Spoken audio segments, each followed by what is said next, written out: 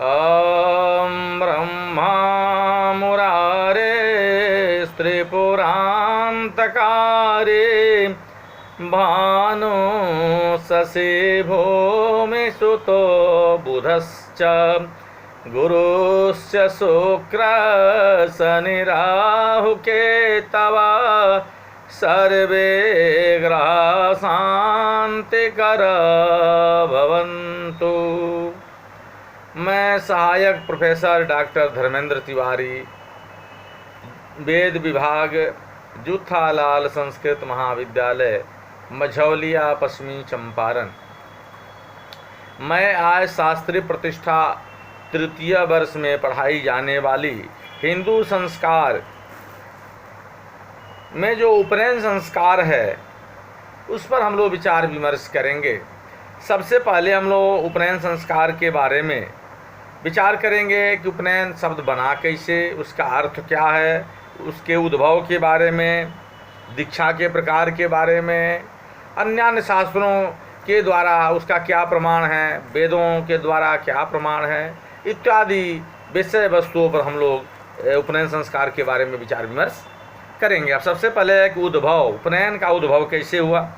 तो यौवन के पदार्पण के अवसर पर किन्हीं विशेष संस्कारों का अनुष्ठान सर्वकालिक तथा विश्वजनीन है। उपयुक्त संस्कार और समारोह के साथ सामाजिक जीवन में युवक के प्रवेश का स्वागत किया जाता है। पारसी, मुसलमान, ईसाई आदि सभी धर्मों में इस प्रयोजन के लिए कुछ विशिष्ट विधि विधानों अपने या अनुष्ठानों का विचार है, जो अपने अपने धर्मों के अनुसार।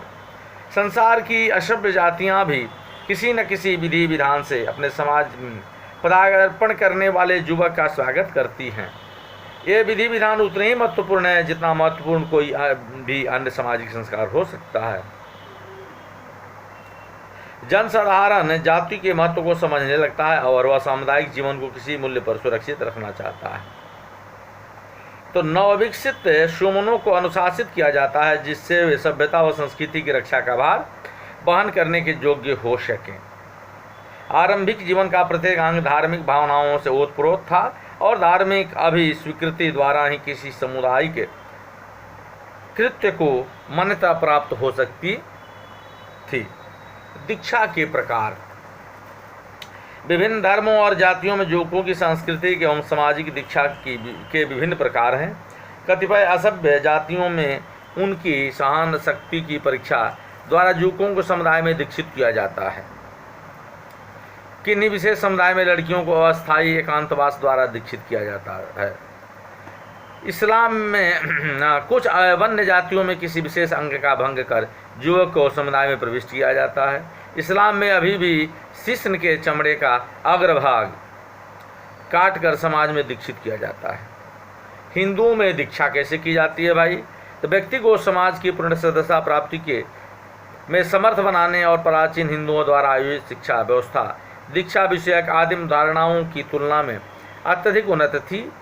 उनमें जाति का आधार स्पष्ट रूप से सांस्कृतिक था और सांस्कृतिक क्षमता के आधार पर ही कोई भी व्यक्ति समाज की सदस्यता प्राप्त कर सकता था और पूर्ण अधिकारों व विशेष सुविधाओं का दावा कर सकता था। उपनयन के बिना कोई भी व्यक्ति द्विज नहीं कहला सकता था। जिस व्यक्ति का उपनयन न हुआ हो वह समाज से बहिष्कृत अपने सभी प्रकार के विशेष अधिकारों से वंचित होता था। उपनयन संस्कार एक प्रकार के हिंदुओं के विशाल साहित्य भंडार के ज्ञान का प्रवेश पत्र था। समाज में प्रवेश का भी वह साधन था, क्योंकि इसके बिना कोई व्यक्ति आर्य कन्या से विवाह नहीं कर सकता था। इस प्रकार हिंदुओं की आदर्श जीवन योजना में व्यापक शिक्षा समाज का अनिवार्य लक्षण और चिन्ह मानी जाती थी। उपनयन के संबंध में सर्वाधिक महत्वपूर्ण बात यह है कि इसके द्वारा दीक्षित व्यक्ति की गणना द्विजों में होती थी। इस प्रकार के धार्मिक विधि विधानों के माध्यम से मनुष्य के व्यक्तित्व और के परिवर्तन की तुलना ईसाइयों की दीक्षा की विधि बालक को ईसाई धर्म में प्रविष्ट करने का धार्मिक कृत्य था से भली भांति की जा सकती थी, जो एक प्रकार के संस्कार मानी जाती थी। उपनयन की प्राचीनता। उपनयन संस्कार की प्राचीनता ज्ञात है। इससे मिलता जुलता नवजात नया जन्म नामक पारसी संस्कार जिसके द्वारा बालक बालिकाएं 6 वर्ष 3 महीने की आयु की हो जाने पर धार्मिक दीक्षा प्राप्त करती हैं, सूचित होता है कि उपनयन का या बालक की दीक्षा के संस्कार का उद्भव उसी युग में हो चुका था जब भारतीय आर्य और ईरानी लोग एक साथ रहते थे। वैदिक युग धार्मिक विद्या अध्ययन के अर्थ में ब्रह्मचर्य शब्द का प्रयोग ऋग्वेद में 2 बार हुआ है। ऐसे छात्र का उल्लेख प्राप्त होता है जिसका उपनयन अभी अभी हुआ है। अथर्ववेद के 2 मंत्रों में वैदिक छात्र की प्रशंसा की गई है, जिसमें उपनयन संस्कार की अनेक उत्तरवर्ती विधियों का मूल उपलब्ध होता है। वैदिक काल में छात्र को ब्रह्मचारी और अध्यापक को आचार्य कहा जाता था। ब्रह्मचारी का उपनयन संस्कार उसका द्वितीय जन्म माना जाता था, इसलिए उसको द्विज कहा जाता था। आचार्य उपनयन करता हुआ ब्रह्मचारी को गर्भ में धारण करता है। वह 3 रात्रि पर्यंत उसे उदर में रखता है। जब वह जन्म नवीन या द्वितीय जन्म ग्रहण कर लेता है तो देवगण उसे देखने के लिए एकत्र होते हैं। ब्रह्मचारी पवित्र मेखला धारण करता, मृग चर्म पहनता, लंबी लंबी दाढ़ी मूछ रखता, समिधाएं एकत्र करता और यज्ञ अग्नि में उसका होम करता था। वैदिक ब्रह्मचारी संपूर्ण लोगों को समिधाओं, मेखला, श्रम तथा उत्साह से पूर्ण कर देता। वैदिक ब्रह्मचारी कृष्ण मृग चर्म का धारण करता था। वह अभिषिक्त है और उसकी मूछ दाढ़ी लंबी लंबी हैं। वैदिक ब्रह्मचारी की भिक्षावृत्ति का उल्लेख इस प्रकार है, यह विशाल पृथ्वी और आकाश ब्रह्मचारी को भिक्षा में प्राप्त हुए हैं। ब्रह्मचारी की उक्त सभी विशेषताएं उस वैदिक युग के कर्मकांड साहित्य में पर्याप्त मात्रा में मिलती हैं। तो उपनयन आचार्य के निकट जाने और ब्रह्मचर्य जीवन में प्रवेश के अतिरिक्त कुछ और नहीं था, किंतु प्रवेश का द्वार सभी के लिए उन्मुक्त नहीं था। आचार्य द्वारा निश्चित शर्तों की पूर्ति करने पर ही ब्रह्मचारी प्रविष्ट किए जाते थे। इस गुह्य विद्या संदेहशील व अशिष्ट विद्यार्थी को नहीं देनी चाहिए। अनन्य भक्त और सर्वगुण संपन्न छात्र ने इसका अधिकारी होता था। सूत्र युग और परवर्ती काल में उपनयन का क्या महत्व था? गृह सूत्रों के समय में उपनयन संस्कार पूर्णतः प्रतिष्ठित हो चुका था। समस्त गृह सूत्र पहले से यह मानकर चलते थे कि उपनयन शाश्वत तथा प्रत्येक द्विज के लिए अनिवार्य सिस्टम है। उनमें इसके संबंध में समस्त नियम और प्रत्येक संभव विवरण दिए गए हैं। इस संस्कार के कर्मकांड का विकास के समय तक पूर्ण हो चुका था। जहाँ तक कर्मकांड का संबंध है, इसके विकास में धर्मसूत्रों और स्मृतियों का कोई हाथ नहीं है। वे संस्कारों के सामाजिक अंगों को गृह सूत्रों द्वारा प्रदत्त संबंध सूत्र को लेकर उन्हें आगे बढ़ाते हैं और उनमें उपनयन के समय बालक की आयु, संस्कार के अधिकार, ब्रह्मचारी के कर्तव्य और व्यवहार के विषय में पूरी जानकारी और विवेचन किया गया है। अब उपनयन शब्द का अर्थ। अपने शोधक इतिहास में उपनयन विषयक धारणा में अनेक परिवर्तन हुए हैं। अथर्ववेद में उपनयन शब्द का प्रयोग ब्रह्मचारी को ग्रहण करने के अर्थ में किया गया है। यहाँ इसका आशय आचार्य के द्वारा ब्रह्मचारी की वेद विद्या में दीक्षा से है। ब्राह्मण काल में भी उपनयन शब्द का प्रयोग इसी अर्थ में किया जाता था, जैसा कि शतपथ ब्राह्मण में एक ब्रह्मचारी के उपनयन के वर्णन से स्पष्ट होता है। सूत्र काल में भी विद्यार्थियों द्वारा ब्रह्मचर्य के लिए प्रार्थना और आचार्य द्वारा उसकी स्वीकृति ही संस्कार के केंद्र बिंदु थे, किंतु परवर्ती काल में उपनयन का रहस्यात्मक महत्व बढ़ने पर गायत्री मंत्र द्वारा द्वितीय जन्म की धारणा ने विद्या में दीक्षा के मूल विचारों को आच्छादित कर लिया। मनु कहते हैं कि द्वितीय जन्म वैदिक या ब्रह्म जन्म में जिसका प्रतीक मूज से बनी मेखला का धारण करना है। सावित्री ब्रह्मचारी की माता और आचार्य पिता है। अनेक लेखकों ने इस संस्कार का नाम ही सावित्री वचन दिया है। याज्ञवल्क्य के उपनयन शब्द पर अपरार्क लिखते हैं कि उपनयन शब्द से अंतेवासी और गायत्री के बीच का संपर्क अभिप्रेत है, जिसकी स्थापना आचार्य करता है। और भी आगे चलकर इस शब्द का प्रयोग अभिभावकों द्वारा छात्र को आचार्य के निकट ले जाने के अर्थ में होने लगा। अब उपनयन का अर्थ हो गया कि वह कृत्य जिसके द्वारा बालक आचार्य के समीप ले जाया जाए।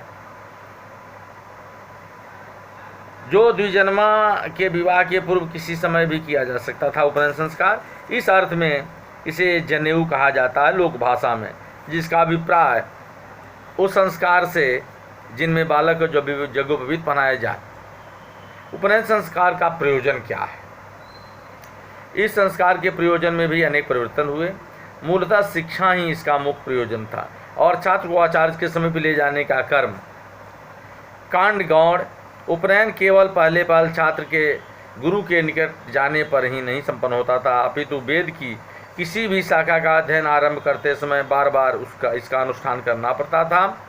इस तथ्य की पुष्टि में प्रमाण उपलब्ध है। उपनिषदों में अनेक ऐसे स्थल हैं जहाँ दर्शन की भी नवीन शाखा के अध्ययन के लिए गुरु के समीप जाने पर उपनयन करना अनिवार्य था।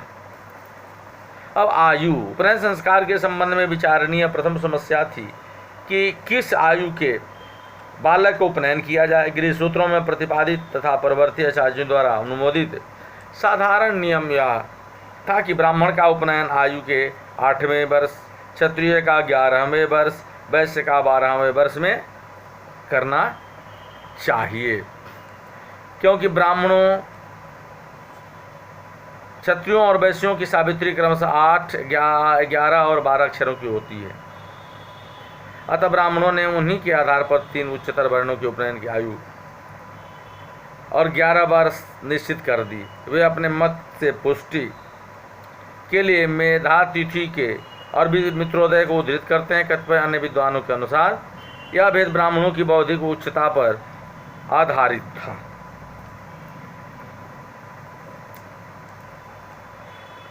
तो शारीरिक संस्कार का स्वरूप प्राप्त हो गया, तो चाहे जितने विलंब से क्यों न हो, संस्कार का अनुष्ठान करना अनिवार्य माना जाने लगा। इसके मूल में निहित प्रयोजन समाज के समस्त युवकों को शिक्षित व जातीय संस्कृति से परिचित और परिष्कृत करना था। ब्राह्मण के लिए उपनयन की अवस्था अपेक्षाकृत अल्प थी, क्योंकि वह आर्य धर्म और संस्कृति का संरक्षक, आर्य जाति का विद्या गुरु था। क्षत्रियों और वैश्यों का उपनयन इससे उच्चतर अवस्था में किया जाता था, क्योंकि वे धार्मिक शिक्षा की प्राप्ति में उतने उत्साही नहीं थे। 24 वर्ष की अवस्था अंतिम सीमा थी, क्योंकि साधारणतः यह विवाह के लिए उपयुक्त मानी जाती थी। द्विजों का उपनयन विवाह के पूर्व किसी न किसी समय करना अनिवार्य था। व्रात्य, जिस व्यक्ति का उपनयन धर्मशास्त्रों द्वारा स्वीकृत अपने विकल्पों के होने पर भी समय पर न हुआ हो, वह द्विजत्व से पतित समझा जाता था और समाज से उनका बहिष्कार कर दिया जाता था। मनु के अनुसार यदि कोई व्यक्ति निर्धारित अंतिम समय के पश्चात भी अनुपनीत रह जाए तो वह व्रात्य सावित्री से पतित तथा आर्य समाज में विगरहित हो जाता है। यह व्यक्ति आर्यों के समस्त धार्मिक व सामाजिक विशिष्ट अधिकारों से वंचित कर दिया जाता था। भले ही आंशिक रूप से नियम के उल्लंघन का कारण असावधानी अथवा विपरीत परिस्थितियां रही हों, अधिकांश समझबूझकर होता था। अतः इन्हें कठोर दंड दिया जाता था और उनका बरीकरण अनार्यो व्रात्यों और शूद्रों के साथ किया जाता था। आरंभ में उपनयन अनिवार्य नहीं। यद्यपि गृह सूत्र और प्रवृत्ति कर्मकांड साहित्य यह मानकर चलते हैं कि उपनयन एक अनिवार्य संस्कार है, किंतु सूत्रकाल के पूर्व ऐसी बात नहीं थी। यह कहा जा सकता था कि अथर्ववेद के समय में उपनयन द्वितीय जन्म माना जाता था, और यह अधिक संभव है कि समाज के सभी द्विजों को अपना उपयुक्त स्थान उपनयन द्वारा ही प्राप्त होता था। परिवारों के सदस्यों ने जन्म के आधार पर ब्राह्मणत्व का दावा नहीं किया। इस संबंध में यह स्मरणीय है कि यद्यपि 4 आश्रमों का सिद्धांत समाज में प्रतिष्ठित हो चुका था, किंतु व्यवहार में अभी तक उसे भी विश्वसनीय व व्यापक स्वरूप प्राप्त नहीं हो सका था। जैसा कि ऊपर कहा गया है, उस समय व्रात्य शब्द जगे व सोमपान न करने वाले व्यक्ति का सूचक था। इस प्रकार यह पूर्णतः स्पष्ट है कि उपनयन संस्कार अनिवार्य नहीं समझा जाता था, अपितु यह जाति के पवित्र पुस्तकालय में प्रवेश के लिए उत्सुक व्यक्तियों को उपलब्ध एक विशेषाधिकार था। उपनयन की अनिवार्यता। उपनिषद काल के अंत में किसी समय उपनयन की अनिवार्यता हो गया। इसके मूल में अनेक कारण निहित थे। सर्वप्रथम इसकी पृष्ठभूमि में सांस्कृतिक कारण। किसी भी प्रगतिशील सभ्यता के लिए शिक्षा आवश्यक है। शिक्षा को व्यापक करने के उद्देश्य से उपनयन अनिवार्य कर दिया गया है। इसका कारण है कि विश्वास बदमूल हो चुका था। उपनयन में पवित्र करने की शक्ति निहित है। कोई शिक्षा प्राप्त करे अथवा नहीं, उसे स्वयं को अभिषिक्त अवश्य ही करना चाहिए। संस्कार की पवित्रता को प्रदत्त अत्यधिक महत्व भी सभी के लिए उपनयन को अनिवार्य बनाने में सहायक हुआ। अंतिम कारण अभिजात्य था।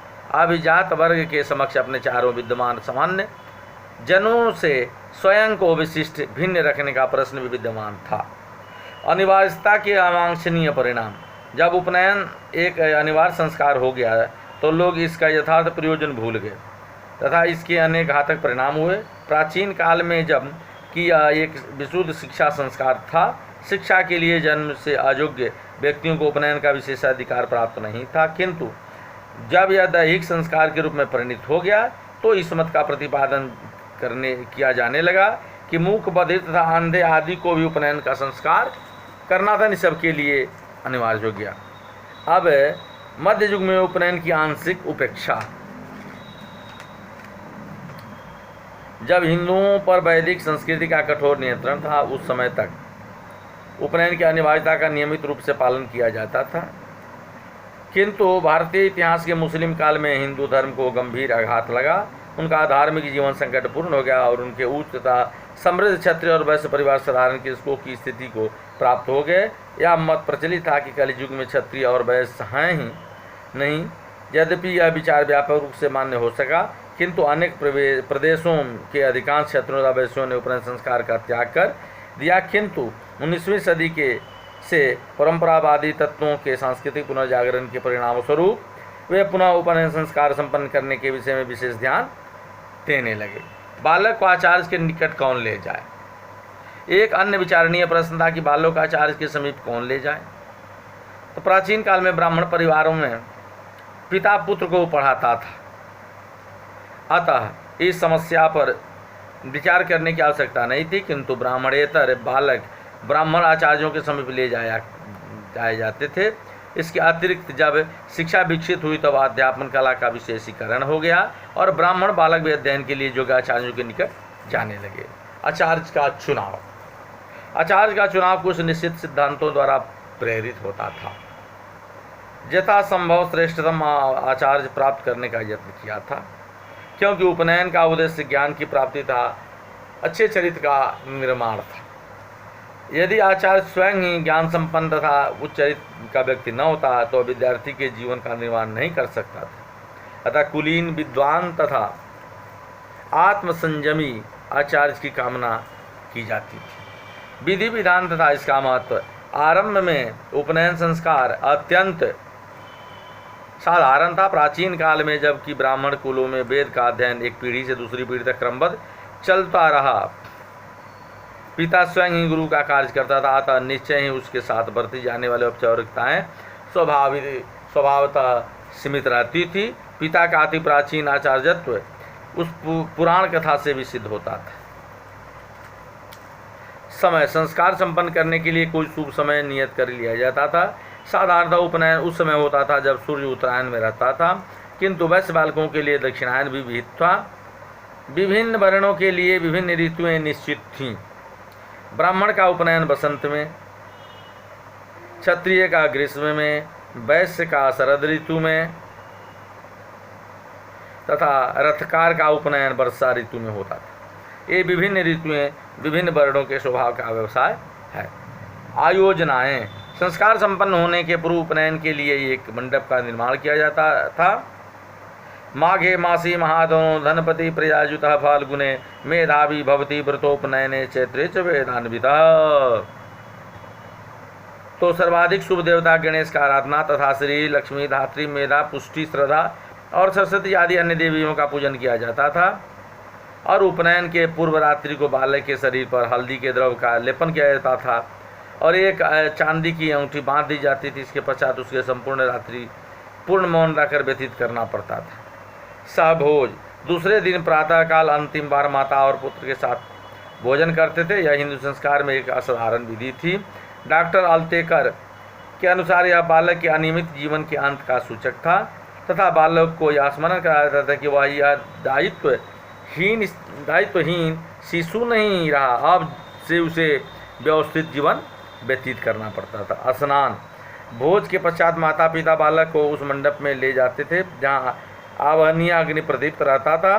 संस्कार का धर्मशास्त्रों में विहित प्रथम कृत ब्राह्मण भोजन था जो सदैव पुण्य कर माना जाता था तथा इस अवसर पर विशेष रूप से वह ब्रह्मचर्य का प्रतीक था जो उपनयन के पश्चात विद्यार्थी का जीवन होने का था। कौपिन। स्नान समाप्त होने में बालक को अपने गोई अंगों को ढकने के लिए कौपिन दिया जाता था। बालक के मन में सामाजिक चेतना का उदय पहले ही हो चुका रहता था, किंतु अब से उसे विशेष रूप से सामाजिक शिष्टाचार का पालन इत्यादि का ज्ञान किया जाता था और गुप्तांगों को तोपने के लिए कौपिन दिया जाता था। मेखला, इसके पश्चात आजाद बालक की कटी के चारों ओर इस मंत्र के साथ मेखला बांध देता था। दुरित मन पाप को दूर रखती हुई, शोधक की भांति मनुष्यों को शुद्ध करती हुई, श्वास व प्रश्वास की शक्ति से स्वयं को आवृत करती हुई शक्ति के साथ भगनी मेखला मेरे निकट आई। यज्ञोपवीत, मेखला धारण करने के पश्चात ब्रह्मचारी को उपवीत सूत्र दिया जाता था, जो परवर्ती लेखकों के अनुसार उपनयन संस्कार का सबसे बड़ा महत्वपूर्ण अंग है। यह विदित है कि कर्मकांड साहित्य के यदि प्राचीन लेखकों को यह अज्ञात था, किसी भी गृह सूत्र में उपवीत सूत्र धारण करने का विधान नहीं है। धर्मशास्त्रों के नियमानुसार ब्राह्मण को कपास का, क्षत्रिय को सन का तथा वैश्य को भेड़ के ऊन का उपवीत धारण करना चाहिए। अजिन, इसके पश्चात ब्रह्मचारी को अजिन दिया जाता था। अजिन शब्द का अर्थ मृग अथवा बकरे आदि पशुओं के चर्म से है।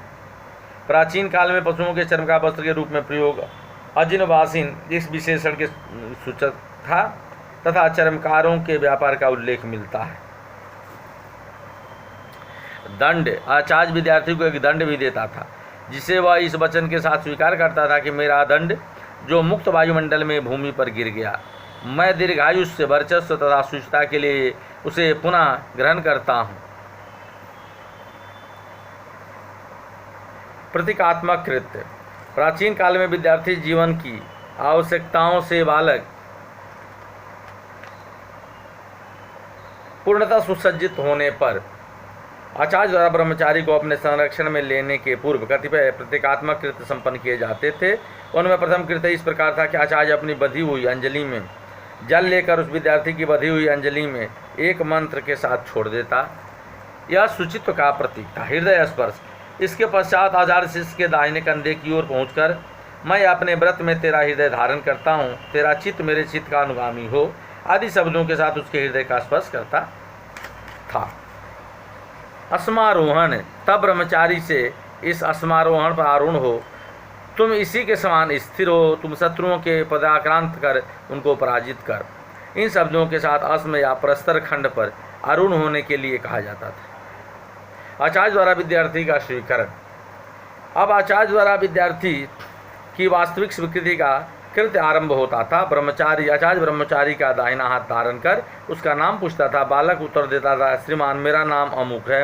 आचार्य से पुनः प्रश्न करता था कि वह किसका विद्यार्थी है, तो उत्तर देता था आपका। आचार्य उसके उत्तर का संशोधन करते हुए कहता था, तू इंद्र का ब्रह्मचारी है, अग्नि तेरा आचार्य है, मैं तेरा आचार्य हूँ। इस प्रकार आचार्य अध्यापन तथा रक्षा के लिए विद्यार्थी को अपने संरक्षण में ग्रहण करता था। सावित्री मंत्र, अब विद्यार्थी को पवित्रतम सावित्री मंत्र का उपदेश दिया जाता था।